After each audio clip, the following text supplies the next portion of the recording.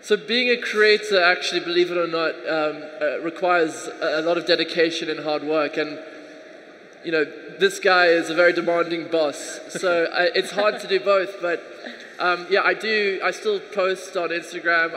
I've always been more of an organic creator rather than someone who sits down and says, this is my schedule for the week. I kind of just share my life, and that's what my followers enjoy. Yeah. And so I've continued to do that throughout my business career. And yeah, I recently got to work with some incredible travel companies, and I really enjoyed going back to making those pieces of content for them. And it was quite funny. I was at this luxurious buffet recently, and I had a tripod, and I just stuck it down, filmed myself, walked past the camera, picked it up, did it again, and everyone was like, what is this person doing?